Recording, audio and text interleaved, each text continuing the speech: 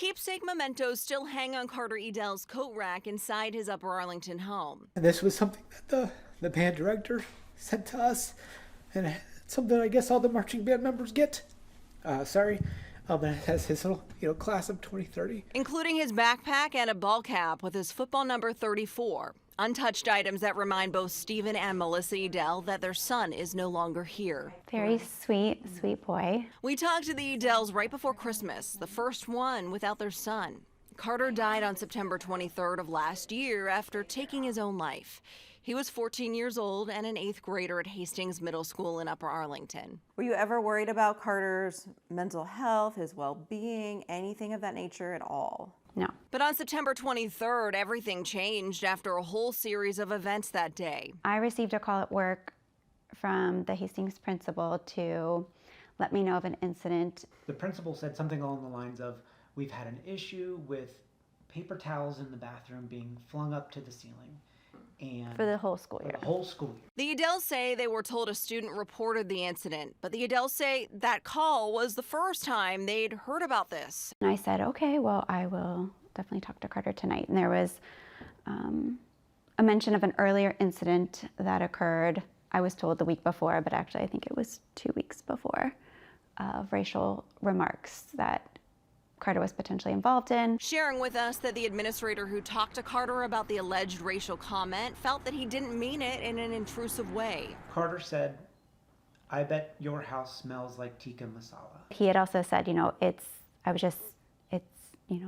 something that I understood was a normal thing because when we make it, our house smells like that. And my sister loves it. It's her favorite meal. I don't know what his takeaway was on that prior, and I never got to talk to him about any of that to know how did he really feel. Carter went straight from school that day to football practice. The Edells say they were later told during practice Carter appeared visibly upset. The coach walked up to him at one point and said, "Hey, are you okay?" And he said, "Yeah." And he said, "Are you what's going on?" He said, "I'm fine." Carter's grandma picked him up from practice and seemed okay on the way home. Once he got home, Melissa and Stephen say they got alarming texts from their son. He was texting with Steve about, what to heat up and eat for dinner and homework, and then we both got a text said, "Bye, Mom, bye, Dad, I love you." And that was it. The Edells say Carter had never been called into the principal's office before, and they still don't know why Carter was so upset at football practice that day. They're questioning if that bullying accusation was part of all of this. When someone is accused of racial slurs and microaggressions, that's a big accusation. We rely on the people at school to be the eyes, to be the one to say, hey, Carter's visibly upset, you might want to come get him. So what are you wanting to happen? To sit down and understand with staff members, including teachers that day, what did they see? What happened from, an educational standpoint for him that day? And we just don't know because no one is willing to sit down and go through those things with us. Which is why the Edells got an attorney, but when we did that, it almost seemed like that slammed the door shut. The Edells attorney says the district won't allow the principal and Carter's football coaches to talk to him. Upper Arlington Sharing and Park quote, "The school district has been responsive to all requests for information, and our superintendent has met with the family to answer questions. It is not typical nor advised by district legal counsel for staff to be interviewed by a family attorney." But I do feel like there's the breakdown of communication between when the school needs to call